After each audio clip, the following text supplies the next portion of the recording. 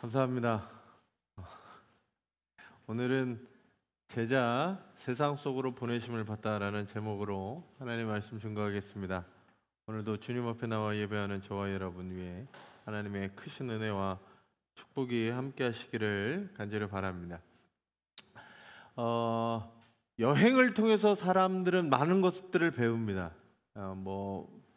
그곳의 문화, 역사, 그리고 풍습, 그 다음에 식사, 이런 것도 여러 가지들을 배워요. 근데 그 가운데 저는 여행을 준비하고 여행을 갔다가 다시 집에 돌아오는 그 순간에 뭘 배우냐 하면, 인생도 사실은 이 세상으로의 여행 같다라는 거죠.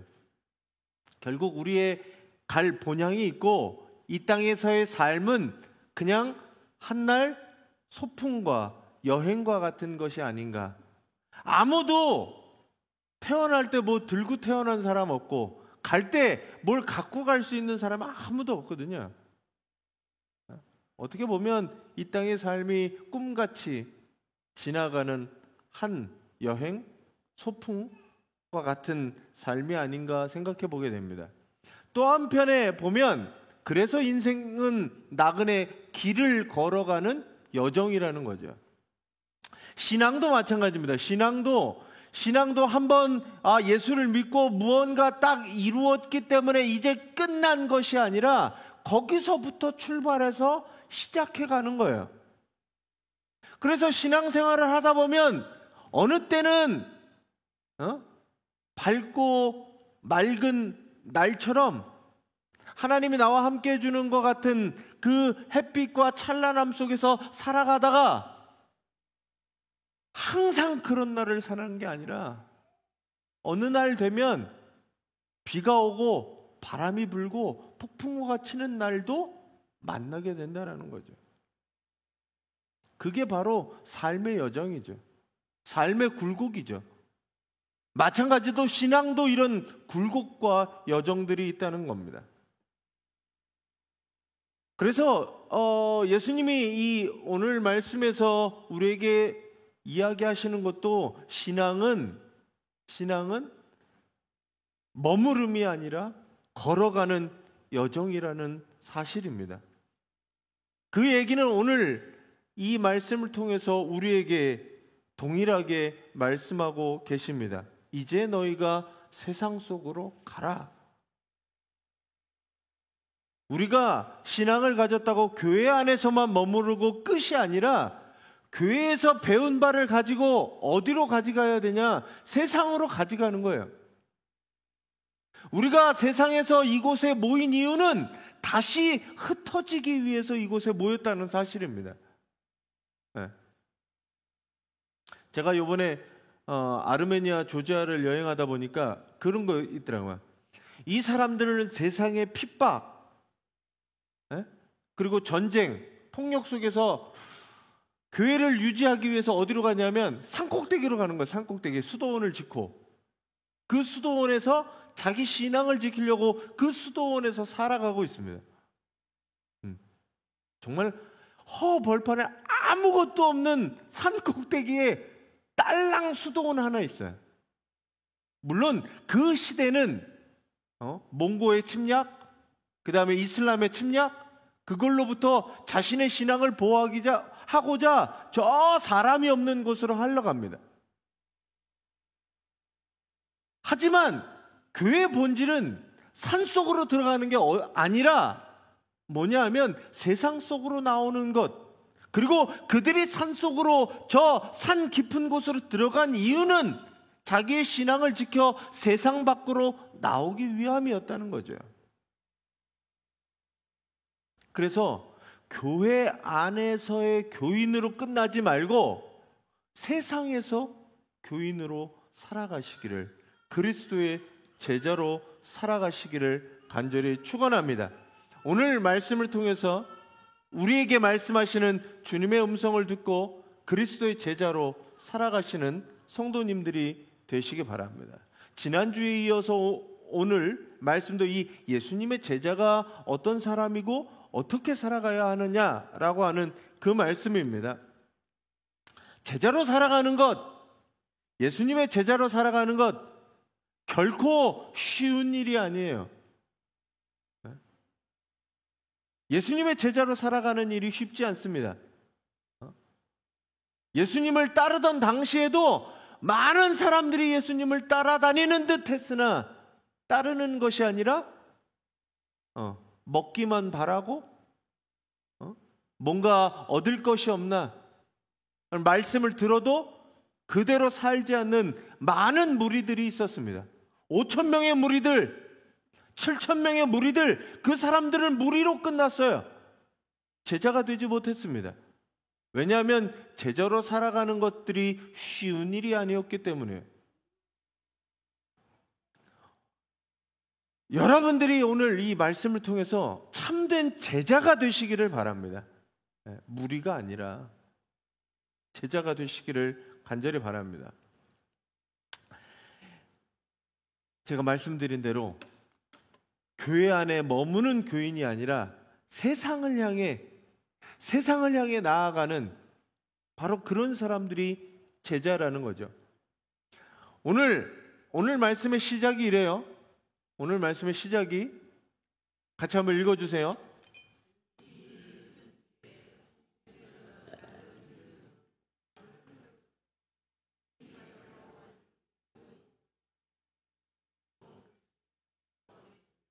자, 새 번역에서는 일은 뒤에 두라는 것들을 이렇게 붙였습니다. 이게 왜냐하면 어떤 번역에는 70명이라고 되어 있고 어떤 번역에는 72명이라고 되어 있어서 그래요.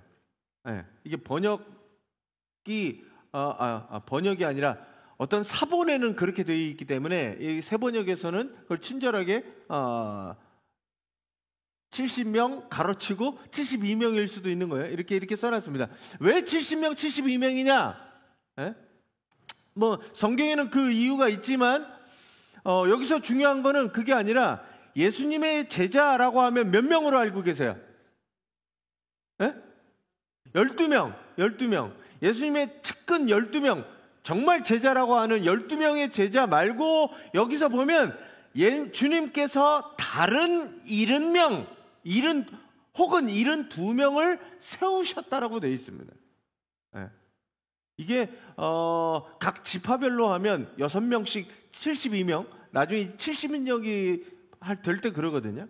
그러니까 어떻게 보면 72명, 70명이라고 하는 숫자 자체가 가리키는 게 모든 사람, 많은 사람, 이걸 가리키기 위해서 이 70명, 72명을 선택하시거든요.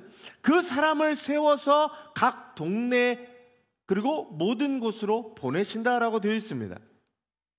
뭐냐면 여기서 왜 12명이 아니라 굳이 70명이었을까? 예수님의 12명 뿐만 아니라 70명을 따로 세우셨다는 것은 복음을 전파하는 예수님의 제자가 어떤 특정 사람으로서 한정되어지는 게 아니라는 겁니다. 우리가 보통 예수님의 종, 제자라고 하면 꼭 누굴 얘기하냐면 성직자들, 목회자들, 이런 사람들만 예수님의 제자라고 생각해요. 저 사람은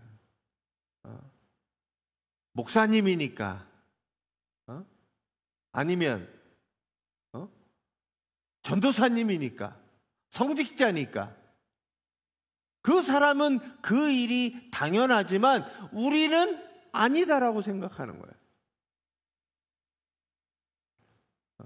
이게 좀 더 나가면 교회 직분자니까 일은 해야 되고 예수님의 제자이지만 나는 그렇지 않다라는 거죠. 왜냐하면 이 마음 가운데는 나는 주님의 제자가 아니라고 하는 것들이 들어가기 때문에 그래요. 근데 예수님은 그런 적이 없습니다. 예수님의 제자는 누구에게 무슨 직분을 받아서 예수님의 제자인가요? 예수님 제자들이 무슨 직분을 받았어요? 그런 거 아니었잖아요. 목사만 예수님의 제자인가요? 아니에요. 여러분들 모두, 만인제사장 이야기하는 게 여러분들 모두 예수님의 제자고 예수님의 거룩한, 하나님의 거룩한 제사장들이 되시잖아요. 그렇기 때문에 여러분들 모두가 제자입니다.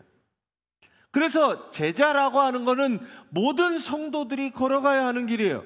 우리 모두 삶의 자리, 나에게 맡겨주신 삶의 자리, 가정과 교회와 학교와 직장과 이웃과 내게 맡겨주신 그 자리에 우리를 불러주시고 우리를 보내신 그곳에서 나는 어떤 역할을 해야 되냐? 제자의 역할을 감당해야 하는 겁니다. 오늘 말씀에 보면 이렇게 나와요. 추수할 것은 많되 일꾼이 적다라고 얘기합니다. 어때요? 요즘 세상에 추수할 것이 많은 세상이에요? 기독교가 전파되지 않는 세상, 기독교를 개독교로 하는 세상, 기독교는 세상에 반한다고 이야기하는 그런 세상, 저는 오히려 그런 세상에 더욱더 추수할 것이 많다라고 생각합니다. 세상은 여전히 갈급해하고 오히려 옛날보다 더 마음의 허기와 영혼의 목마름과 갈급해 있는 세상입니다. 경제적으로는 풍요한 것 같아요. 모두 잘 사는 것 같고 모두 행복한 것 같아요. 하지만 그 면밀히 들여다보면 마음속의 공허들, 영혼의 목마름들, 황폐한 마음들, 저는 그것들을 보게 됩니다. 추수할 것이 정말 많고 할 일이 많은데 일할 사람이 없고 추수할 사람이 없는 거예요. 그럴 때 사람들은 뭐라고 얘기하냐면 이렇게 얘기합니다. 목사님, 저는 믿음이 약해서, 저는 아직 준비가 안 돼 있어서, 나는 준비가 안 돼 있어서, 아니면 믿음이 약해서, 저는 아무것도 몰라서 주님의 제자의 일을 감당할 수 없다라고 이야기하는 사람들을 많이 봐요. 그때마다 제가 들을 수 있는 말은 이건 것 같아요. 하나님은 준비된 사람을 보내시는 게 아니라 보내심을 받은 자를 준비시키신다는 거죠. 여기 누구 자격이 돼서 직분을 맡고 준비가 되고 예수님의 제자가 되신 분 계세요? 내가 자격이 준비되어서 하나님이 이제부터 나를 쓰시는구나, 그런 사람 아무도 없어요. 나는 모자라지만, 나는 부족하지만 하나님이 세우셨으니 하나님께서 준비시키신다는 거죠. 네. 여러분들이 바로 주님이 보내신 사람들이라는 겁니다. 그리고 우리를 보내신 분은 누구예요? 주님이 우리를 보내시는 거야. 그러니 보내신 분이 우리를 책임져 주실 줄 믿습니다. 여러분들은 보냄을 받은 사람으로서의 사명을 감당하는 거예요. 제자가 감당해야 될 것은 보냄을 받은 사람으로서 역할만 감당해야 돼요. 뒷감당은 누가 하느냐? 보내신 사람이 하시면 돼요. 주님이 뭐라고 얘기하시냐면 보내면서 이렇게 얘기합니다. 내가 너희를 보내는 것이 어린 양을 이리 가운데로 보내는 것 같다라고 얘기해요. 얼마나 세상이 악하고 무섭고 두려우냐 하면 양을 이리 한가운데로 보내는 것 같다라고 얘기를 했어요. 이리가 양들 사이에 오면 양들은 난리가 나잖아요. 근데 그 많은 이리들 가운데 양 한 마리를 보내는 것 같다 하시는 거예요. 예수님의 제자가 세상으로 나아가는 때 뭘 만나요? 이리들을 만나는 거예요. 어떻게 하면 나를 잡아먹을까라고 하는 이 이리들 가운데 우리를 보내시는 거예요. 예수님의 심정이. 근데 그 보내시면서 그냥 보내시는 게 아니라 주님께서 책임져 주신다. 주님께서 보내신 분이 우리를 책임져 주신다는 사실을 잊지 않으시기를 간절히 축원합니다. 세상 속에서 신앙을 지키고 복음을 전하는 일 쉬운 일이 아닙니다. 특별히 저보다 세상에서 직업을 가지고 직장을 가지고 일하시는 분들 보면 직장에서 신앙을 갖고 살아간다는 것, 복음을 전하고 살아간다는 게 그게 결코 쉬운 일이 아니잖아요. 때로는 손해를 보게 되고 때로는 오해받고 비난을 받을 수도 있습니다. 근데 우리가 기억해야 될 것은 무엇이냐? 누가 우리를 보냈느냐? 세상의 위협보다 우리를 누가 보냈느냐를 기억하시면 주님이 나를 보내셨으니 어떤 세상의 위협이라도 내가 감당하고 나가는 거죠. 주님이 책임져 주시니 여러분들을 보내신 분은 주님이심을 다시 한번 기억하시고 담대히 세상으로 나아가시기를 간절히 축원합니다.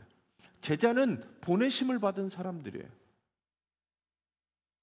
두 번째는 오늘 얘기해 보면 제자는 내려놓고 의지하는 사람이 제자입니다. 뭐라고 얘기하시냐면, 자, 같이 한번 읽어주세요.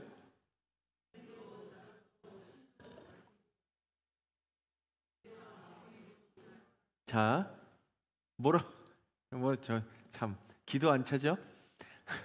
전대도, 전대는 뭐예요? 지갑 같은 거지, 지갑. 돈도 가져가지 말라는 거야. 자루, 가방 같은 거예요, 가방. 그리고 신발도 가져가지 말라는 겁니다. 네. 아니, 예수님 지금 양을 이리한테 보낸다면서요. 양을 늑대 한가운데로 보낸다면서요. 그러면 최소한 방울, 막대기라도 하나 들고 보호할 만한 뭐도 가지고, 그리고 제가 여행하다 가장 필요한 게 뭐냐면 돈이 가장 필요하죠. 돈이면 해결할 수 있는 것들이 많으니까. 근데 그것도 가져가지 말라는 거예요. 옷도 가져가지 말고, 신발도. 내 몸에 가장 많이 약한, 가장 필요한 게 뭐냐, 신발부터 필요한 거잖아요. 그 신발도 가져가지 말라는 거예요. 세상적인 준비를 하지 말라는 겁니까? 아니, 가라면서요. 근데 갈 때 뭘 챙겨, 저도 여행 갈 때 짐을 싸가지고 가야 될 거 아니에요. 근데 짐을 싸가지고 가지도 말고 돈도 가져가지 말고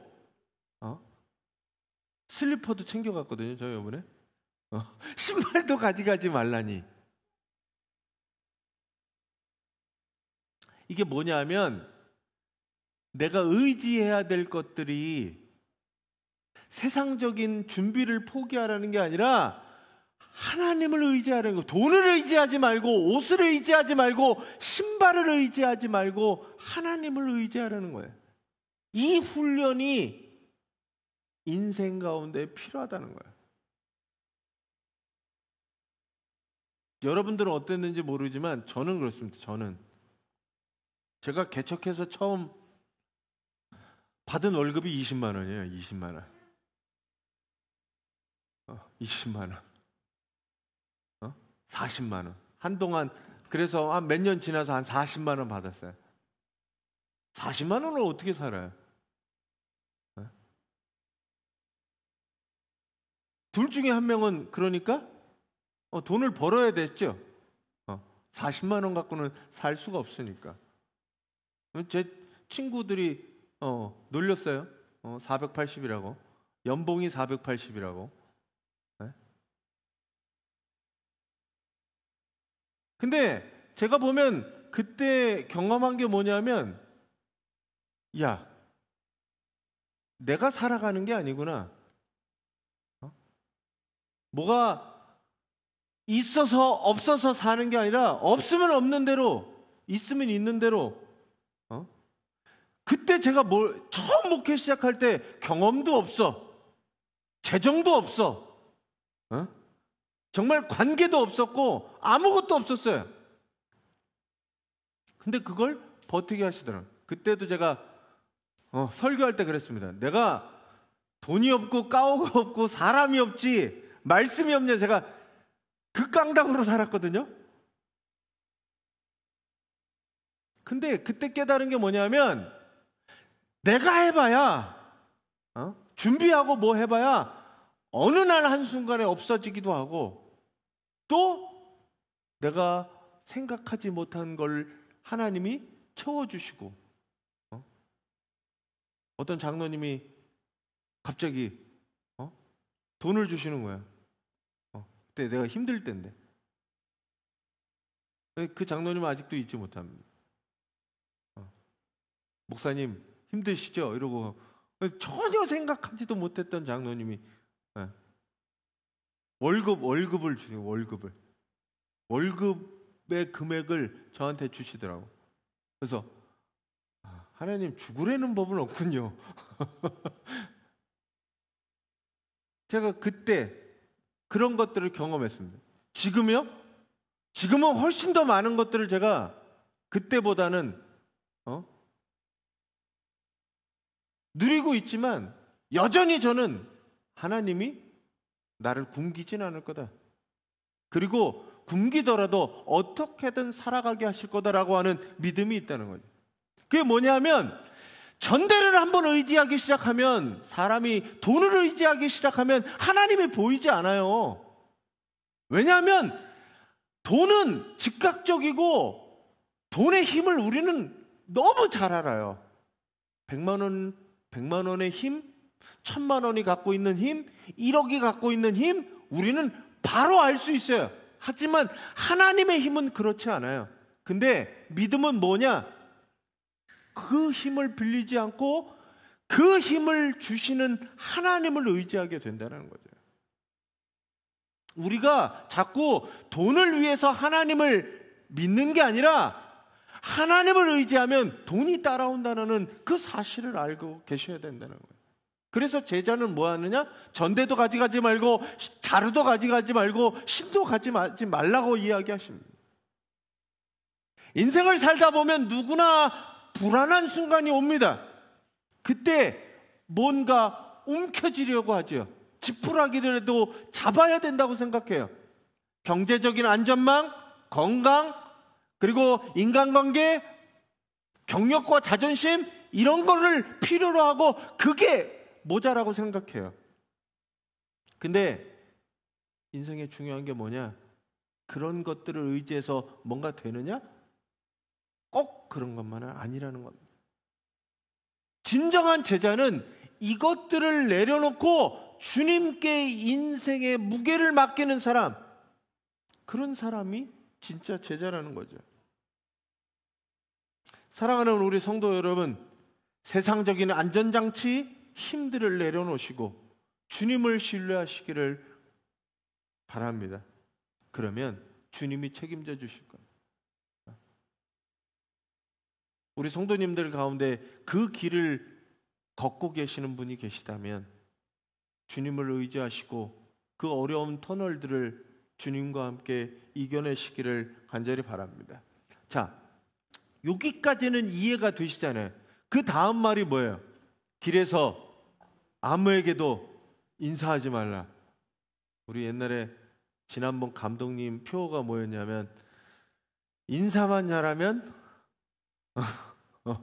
인사만 잘해도 먹고는 산다. 이게 그 우리 감독님의 모토였대요. 자기 아버님이 얘기해 주신 인사만 잘해도 먹고는 산다. 책을 쓰셨어요. 책 제목이 그래요. 인사만 잘해도 먹고는 산다. 근데 예수님 뭐라 그래요? 여기 보면 길에서 아무에게도 인사하지 말라. 이해가 가세요? 왜 그러셨을까요? 아니, 길에서 사람을 만나면 인사는 해야지 인사도 하지 말라는. 자, 이것도 앞의 맥락과 같이 보셔야 돼요. 이게 길에서 그러면 사람을 만나는데 아는 척도 하지 말라고, 이게 굉장히 무례한 거죠. 누가 반갑다고 저기 목사님, 권사님 반갑습니다라고 얘기하는데 쌩 돌리고 우리 산들이처럼 쌩 돌리고 가면, 고개를 팍 돌리고 가면 저 사람이 나한테 감정이 있네 이렇게 느낄 거잖아요. 예수님이 그러라는 얘기가 아니에요. 당시 유대인들이 문안 인사라고 하는 그 인사가 매우 복잡하고 길어서 상당한 시간들을 소요하게 됐습니다. 그러니 지금 뭐 해야 되는 시간이에요? 복음을 전파하는데 급한 시간이에요. 세상의 시선, 불필요한 일들에 얽매여서 시간을 낭비하지 말란 얘기입니다. 이게 인사가 우리나라로 번역되니까 이렇게 되지만, 이 얘기가 세상적인 허례허식, 세상적인 불필요한 일들에 얽매여서 네가 지금 해야 될 일들을 포기하거나 지체하지 말라는 거예요. 자, 지난주 얘기 보면 쟁기를 들고 밭을 가는 사람은 뭘 하면 안 돼요? 뒤를 돌아보지 말라고요. 왜냐하면 쟁기를 봤으면 앞을 계속 지금 갈고 나가야 될 거 아니에요. 마찬가지예요. 제자가 이제 하나님의 복음을 받들어서 가서 복음을 증거할 때 불필요한 일들, 허례허식으로 말미암아 그것들을 포기하거나 늦추지 말라라는 거예요. 세상의 시선보다 사명에 집중하라는 겁니다. 남들의 시선, 남들의 평가보다 내가 할 일들을 하라는 거예요. 복음 전파에 할 일들을. 그리고 또 뭐라 그래요? 그 다음에 이 집에 평안할지어다 라고 말하는 겁니다. 저는 이 얘기를 제가 여러 번 해왔지만, 이 집에 평안할지어다 라고 뭐 하는 거예요? 말하는 겁니다. 그러면 그 집에 받을 만한 사람이면 평안해지고, 안 받을 만한 사람이면 그게 돌아와서 나한테 오는 거예요. 축복의 말들이 똑같아요. 축복의 말들이 남을 축복해 줄 때 받을 만한 사람이면 그 사람이 뭐 받아요? 축복 받는 거예요. 근데 그 사람이 받지 못할 사람이면 그 말들은 돌아와서 나에게 축복이 되니까 무슨 말씀들을 하셔야 되겠어요? 축복의 말들을 해야 돼요. 자, 반대로 누구를 비방하고 비난하고 시기하고 질투하는 말들을 했어요. 그 말도 어떻게 돼요? 그 사람이 받을 만하면 받고, 그 사람이 받을 만하지 못하거나 거부하면 그 말들은 누구에게 와요? 자기한테 오는 거예요. 어떤 말들을 하셔야 되겠어요? 다른 사람에 대해서 평안해라. 축복의 말들을 해줘야 그 말들이 나에게 축복으로 쌓여진다는 거예요. 제가 여러 번 말씀드리지만, 농담도 우스갯소리도 어떤 말요? 축복의 말, 다른 사람의 득이 되는 말들을 하셔야 돼요. 생각하고 하셔야 돼요. 이게 사람이 기본적으로 장착되어 있는 게 뭐냐면, 남을 비난하고 평가하는 말들이 장착되어 있어요. 그래서 이걸 말을 바꿔야 돼요. 평안한 말로, 남을 축복해주는 말로. 그때 그 축복의 말들이 그 사람도 살리고 나도 살립니다. 이 집에 평안하십시오. 축복을 빌어주는 일들이 그 집에, 그리고 그 집에 함께 있는 모든 사람들에게 평화로 임하고, 그리고 축복이 되어 그게 나한테도 돌아오는 거예요. 자, 우리가 제자로 보내심을 어디로 받았어요? 우리의 가정, 직장, 이웃, 내가 속해 있는 모든 모임, 그곳에서 여러분들이 뭘 하셔야 돼요? 평화를 전하셔야 돼요.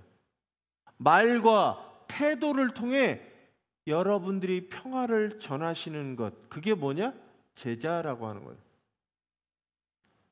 제자의 기본은 예수님의 마음을 장착해가지고, 예수님의 마음을 가지고 내가 가지고 있는 내 삶의 자리로 가서 예수님의 마음으로 살아내는 거예요. 거기에 가장 첫 번째가 뭐가 티나냐면 말이고 태도예요. 평안하다라고 하는 말, 그리고 그 태도를 통해 거기에 평화와 축복이 이어질 겁니다. 여러분들이 예수님의 제자로서 가서 평안을 증거하시고 하나님의 축복을 빌어주는 성도님들이 되시기 바랍니다.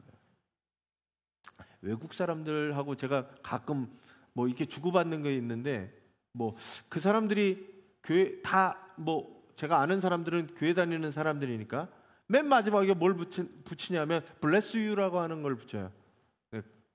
God bless 하든지 bless you라고 하는 게 하나님의 축복이 너와 함께 하시기를 바란다고 하는, 그게 인사말의 끝이에요. 우리나라는 뭘 하나? 속회 끝나시면서 아니면 그 집에, 아니면 그 사람하고 대화의 끝에서 뭘 이야기하세요? 안녕, 잘 가. 안녕하기 비는 것, 축복을 비는 것, 그게 정말 여러분들의 말과 태도를 통해 이루어지시기를 간절히 바랍니다. 이게 뭐 하는 거냐? 제자가 그렇다는 거예요. 자, 그리고 오늘 이 말씀 뒷부분에 뭐냐면 제자는 복음을 증거하는 제자예요. 자, 9절에 이렇게 되어 있습니다. 같이 한번 읽어주세요.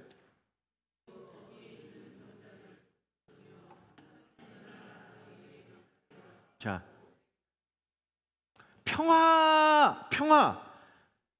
평안하라 라고 말로 끝나는 게 아니라, 저는 이게 충격적인 거죠. 거기에 있는 병자들을 뭐 하래요?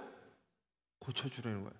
제자들 보고 70명을 지금 보내면서 예수님의 제자로 가서 뭐 하냐면 평안하라고 빌고 가서 병자를 고쳐주는 거예요. 저한테 힘이 없는데요? 난 병자를 고쳐줄 수가 없는데? 어떻게 고쳐주실 거예요? 날 누가 보냈어요? 주님이 보내셨잖아요. 그러면 내가 병을 고치는 게 아니라 주님이 병을 고치도록 나는 기도해주고, 그 역할이 내가 하는 역할이에요. 축복을 빌어주고, 그리고 어려움에 당하 있으면 도와줄 수 있는 걸 도와주고, 그리고 기도해주는 것, 그게 누가 하는 일이냐? 제자가 하는 거예요. 복음 전하는 것은 입술로 끝이 아니라 그 사람의 필요를 채워주는 겁니다. 그 사람은 어려움 당했는데 말만 하고 배고프지? 말만 하고 마는 게 아니라 빵을 갖다 주라는 이거예요. 병 때문에 고통당하는 사람이 있으면 그 병에 대해서 나도 알아봐주고 기도해주고, 그게 고쳐주는 거예요. 내가 힘이 있어요? 주님의 고쳐주기를 기도해주는 거죠. 그리고 하나님의 나라가 너에게 가까이 왔다라고 얘기하는 거예요. 병든 자를 고쳐주는 것, 오늘날 의미에서 상처받은 사람을 위로해주고, 절망한 자를 희망을 주고, 외로운 자의 친구가 되어주는 것, 그게 이 병자라고 하는 모든 것에 속해 있는 사람들입니다. 제가 목사로서 수많은 장례식과 병상을 다니게 됩니다. 때로는 사람의 한마디가 죽어가는 영혼들을 살리기도 하고, 복음이 죽어가는 사람들한테 소망을 주기도 합니다. 그리고 눈물 흘리는 자한테 위로가 되게 합니다. 그들과 함께 있어주고 손잡아주고 기도해주는 것, 그 사람을 살리는 것들을, 그 아픔들을 치유하는 것들이 됩니다. 여러분들이 그렇게 하셔야 돼요.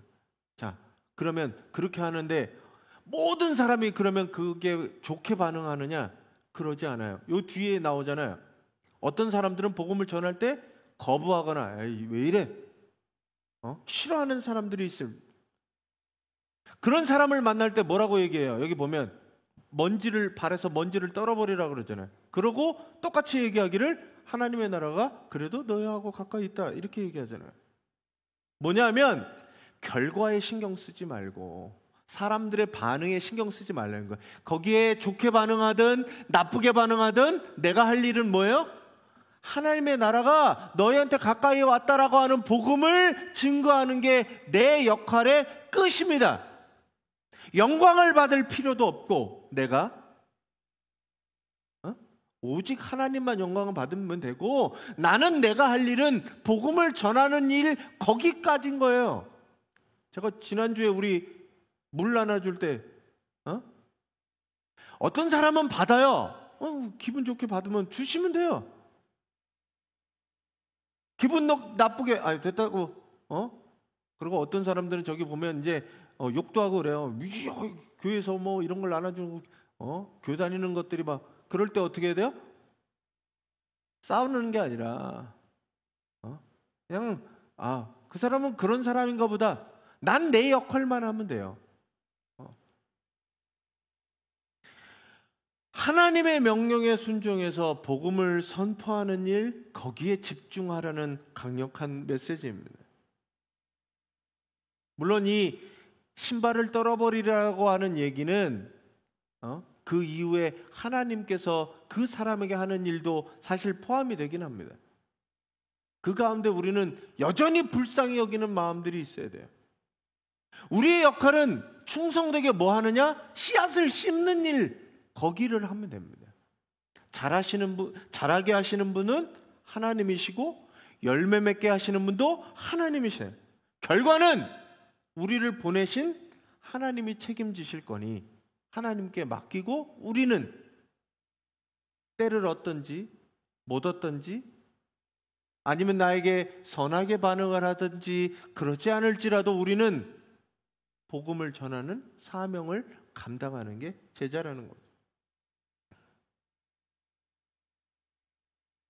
오늘 여기 모인 우리가 예수님의 제자입니다. 목사님만 제자 아니지? 왜 저만 제자예요? 여러분들이 제자예요.